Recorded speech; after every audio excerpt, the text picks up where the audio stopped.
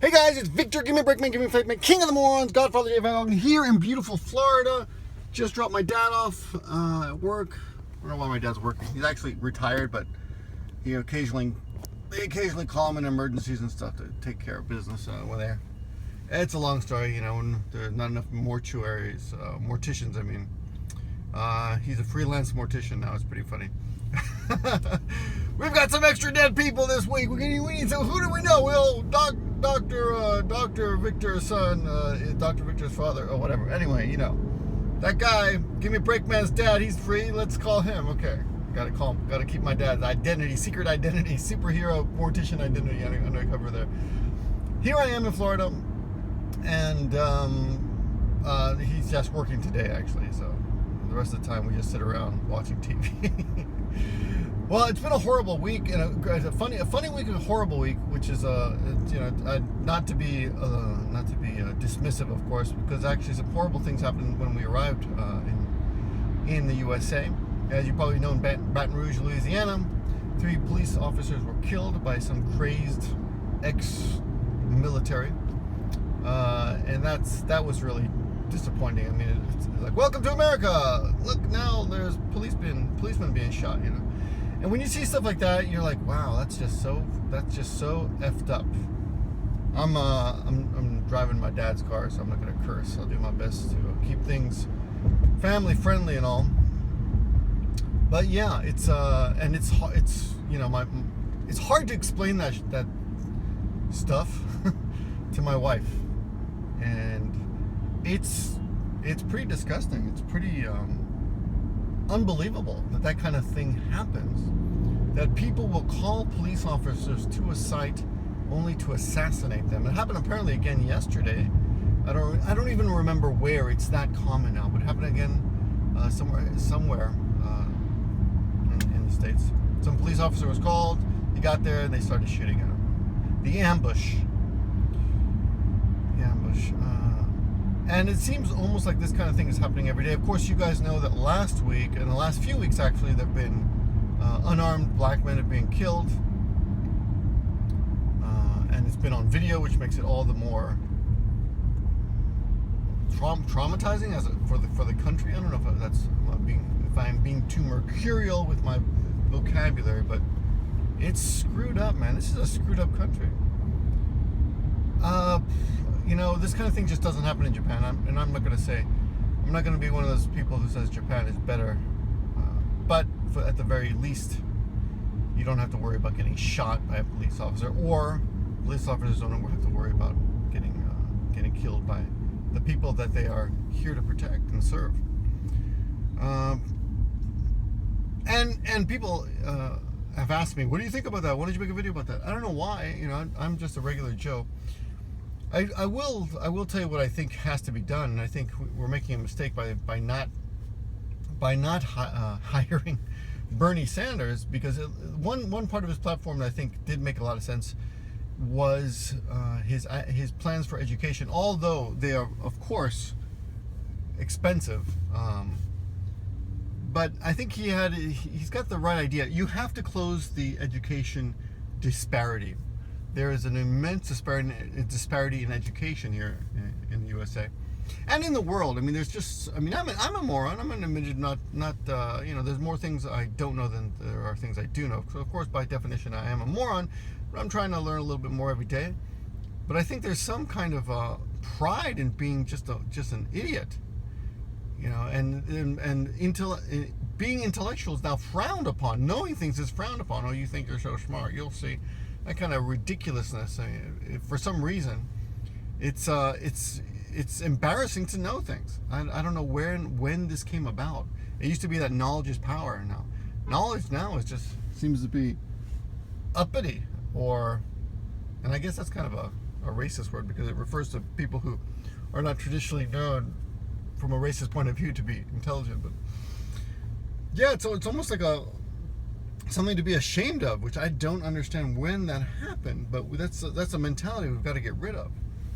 It's still, knowledge is still power, and power. What's going on here? This car's not moving. And this is really the only way that people who are in the lower income brackets are going to be able to elevate themselves or dig themselves out of that lower income bracket. They're going to need a college education. They're going to need to know things to help them compete in the workplace. And that's something that a lot of Americans don't have, and that's why they end up staying in that income bracket. They end up not having things and wanting things. But you see, the other thing about America that people just don't realize is it must be painful if you are a poor person. And I'll just be blunt, poor person. I'm not going to PC all this the whole video, but if you're a poor person, you see people who have, really nice cars and huge televisions and smartphones and things that you just don't have. But at the same time, we Americans are infamous for being so confident at our own ability that it just that there's a time in everyone's life where they must be going, wait a minute, I'm worth it. I'm a confident, smart person, but why can't I get these things? Well, screw it. I'm deserving. I'm just going to steal it, or I'm going to resort to crime, or I'm going to max my credit card out and then put myself in a really shitty situation, which a lot of people do. That's the other thing about America and Japan that are very, very different, is that this economy runs... there's Santa Claus over there in the middle campaigning for somebody. This economy runs on credit, and America and Japan doesn't. Japan is a cash society. People even buy car. We bought our car. It's a used car, but we bought it cash. We just paid for it. We bought our solar system panels cash, and those are expensive purchases. We saved up our money. We had enough. We bought it, paid for it outright. We own it. The only thing we didn't buy cash is our house, which has a mortgage. But everything else, cash. But in America, everything is just put it on the credit card. Put it on the credit card. There are lines where, we'll take it. This line is just for debit and credit cards. Like, we don't have that in Japan. There is no debit and credit card line. So it's a really different society, and I think a lot. Mons Venus nude bar on the right. That leads people to put themselves in really shitty situations when you give them kind of a means to taste the riches, but you don't give them the education they need to actually maintain the lifestyle that they are programmed by television to want. I don't know if this is even making... I don't know. My mind is just jumping around right here. I hope you guys are able to follow this, but I think that's part of the reason that we have so much violence, is because people get frustrated with, how come he's got it and I don't have it? I want it. I remember years ago I was studying American literature and the Asian influence. And I'm not talking about Japanese influence. I'm talking about the books, the Bhagavad Gita, which are the Hindu books, and Taoist readings and Buddhist readings. And a lot of you probably, I'm sure none of you even watching this video realize that our American fathers of literature were heavily influenced by Asian literature. And one of the things that I came across, and I don't even think this is part of American thinking or American literature, but when I was reading Taoism, it pointed out that when you're wearing a gold necklace around your neck, or a gold watch, or a Rolex, or you're driving a nice BMW or a Mercedes-Benz, or even just a Dodge, one of those muscle cars or something. You're basically slapping people who don't have that in the face by going, look what I have, and you don't have. And that hurts. Some people feel it. Some people actually take that personally. Now, of course, they don't take it personally to the fact that they hate you individually, but it does get to people. Like, imagine when you were a kid and everyone had something and you don't have something, and it makes you feel, it kind of hurts on a weird level. Of course, childish, but just because we're adults, it doesn't mean that pain doesn't go away or turn into something else. And I think that's a lot of the problem here. Of course, that's not the only problem, but I think if we could close the disparity gap, the gap between education, the educated and uneducated, that would help close the gap, the economic gap that exists naturally because uneducated people are forced to take dead-end career jobs that go nowhere, and that will forever condemn them to a life without being able to fulfill their desires. Or, of course, the other option is to educate people on on a religious basis and teach them, hey, you don't need all those material things. Which, of course, I think it's still education, though. In the end, you still need to educate people. You can't just tell people to be good. It's not going to work.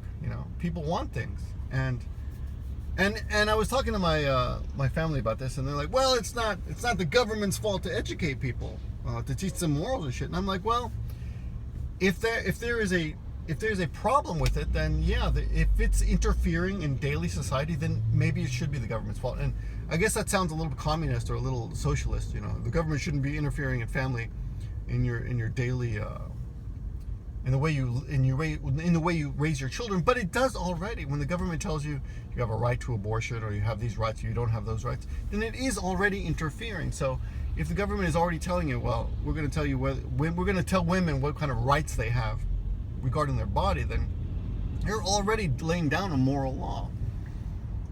So why not go a little step further and educate them more regarding philosophy, how to treat our fellow men, for one thing. But more importantly than that, is teach them how to get out of their current economic stratus or position, whatever. No. I've started saying, okay, well, no, maybe you don't know. I don't know. I mean, people ask me, what is the solution? And the other thing, the other funny thing is that Bernie Sanders was, and I'm not a super Bernie Sanders fan, but I do agree with that idea that we need more education, and that is one of the biggest problems and leads to other problems like crime and drug abuse and Justin Bieber. All that is a result of poor education. But seriously, the other thing. Oh yeah, and people criticize. Where's Bernie going to get the money? He's going to bankrupt the country. Well, not if you cut military.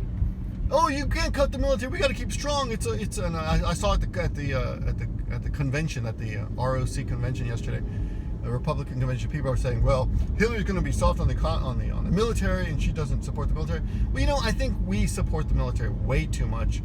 And it's not like I'm against the military. Of course, I appreciate everything they've done for us, but you've got to admit that's just a bloated part of our government. So we spend so much money on the military, and that is at the expense of other programs like education.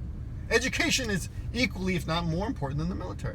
Sure, we've got to keep our nation safe and everything, but as all of you know, because you watch the newsroom or that news program, the drama, the famous speeches all over YouTube, and one of those shocking monologue speeches where I forgot even the guy's name, Bill Pullman, I think is his name. He gives that speech about how America spends more than the next 25 countries combined or something on military. The American government spends more on military than the next, I don't know how many countries combined. But even if it's just 2 countries, that's still too much. We should not be spending that much money on military. But when you even broach the subject of cutting military, people think you're soft on military and you hate America, which is just bullshit. Oops, I said a bad word. If you love America, then you got to do something for the future, and that means educating the poor. You've got to take care of our lowest members of society, and the people are at the bottom, right? And when I mean lowest, I mean the people who are suffering the most. And I'm not just talking about minorities, blacks and Hispanics and immigrants or whatever, but I'm talking about veterans too.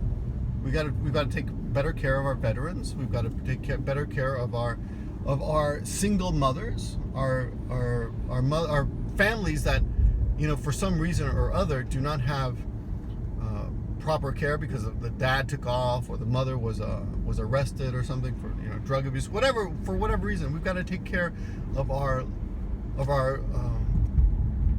the people in our society that suffer the most and bring them up first, and then we can worry about building up our military until it's huge in power, and it already is. So let's enough with the military. So if we cut the military, improve education, increase education spending, I think there's the start of the solution. But it's a long-term solution. It's a solution that more people have to accept is the answer, in my opinion, of course. And what do I know? And also get off this credit society that builds these these cycles where you just can't get out. You start credit, you give someone credit, and you give them easy access to buy something, and then they're locked in forever, just paying again and again. And you know, I got to tell you, Japan is known to be an expensive country, but dude, guys, you walk into a convenience store here, everything is, all the convenience stores have different prices. A little bottle of tea is $1.70. There's no tea in Japan that's $1.70. Seriously. No, I've never seen a soft drink at $1.70 in Japan, just for tea. Everything's $1, maybe 10, maybe 40, 50 maximum for a huge coffee, a can of coffee or something. That's about it. Anyway, there's my little rant for you. My thoughts on this. Oh yeah, and Melanie, whatever the hell Trump's wife's name is, that weird name, Melanie Trump. Yeah, she apparently plagiarized Michelle Obama's speech. When something like that happens, there's something else we have to teach people, and that's just take responsibility. Someone screwed up there, okay? It's not a big deal, but they should have said, oh, well, one of our speech writers, we gave him a job, and I guess they must have, you know, gotten this from somewhere, and we apologize, and that's it. On to the next. But to completely deny mistakes like that, that's just ridiculous. And all these calls to put Hillary Clinton, oh, this is just a whole nother video, but yeah, okay, Hillary Clinton is a politician. All politicians are crooked. Come on, let's not kid ourselves. Hillary Clinton has been around for a long time. She's probably got her hands quite dirty in all the time she's been in politics. But she knows she knows what the hell she's doing. You know that. She knows how to work the machine. She knows how to use the machine. Everybody who works at that factory called the U.S. government and world politics, everyone knows who she is. She can steer this country. I'm not a super pro Hillary fan, but I'm hoping that once she gets in power, she'll be able to do some good. And you know, that's all you can hope for. We tried that with Obama. Obama tried to do what he could, of course. But the other thing about this whole thing that's hilarious is that the position of president is not actually that all powerful. People are just looking for a scapegoat, and I guess that's the position that's easiest to scapegoat, the presidency, right? Oh, you're the president, it's all your fault, and that's what they say. The buck stops here, etc. But we've got to be realistic. Just because you're president doesn't mean everything is your fault. And if you're in politics, your hands are dirty. You're going to be dirty. Like Trump is not dirty. Come on, he's dirty in a different way. But you do not become a billionaire without screwing over a lot of people on the way. In a way, I kind of think that it's something that comes with the job of being a politician, but it doesn't necessarily come with the job of being a successful businessman, which is, I think, what Trump has done. But I don't know. If you want this country to improve, he's definitely not the answer. He's morally questionable, incapable of owning up to his mistakes at all, and he doesn't know how the machine works. So that's what I got to say about that. But it was just hilarious. It's a hilarious week watching the Republicans talk about ridiculous things like, oh yeah, one of the supporters of some underwear model said in an interview that he is sure that Obama is a Muslim, and that's just ridiculous. That's just crazy. But when you see things like that, you gotta laugh, because what's this guy doing? That's just insane. He's obviously not a Muslim. Anyway, that's all I gotta say for you guys. But I see a lot of people driving and talking on their phones. Like, is that legal in the States? I'm not doing that. I'm just I got this up on a stand, on a little suction cup tripod holder, whatever, for the iPhone. But it's going to be an interesting week, and I'm going to enjoy it. I'm going to get out, do a little shopping here. Yeah, we got some good prices here, but not everything's cheap. It's not that cheap. I don't really think it's that cheap. But I find my size here easier, so that's a big difference. I can find my sizes here much easier than I can in Japan. All right, that's all I got for you. Thanks for watching. Red light coming up, so I'm gonna say goodbye. I still got this dumbass haircut, but what are you gonna do? All right. Hope everyone's doing well. Let me know what you think in the comments. Agree or disagree, but be polite. You know, you don't have to be a dick just because you disagree with me. All right, talk to you guys soon. Have a good one.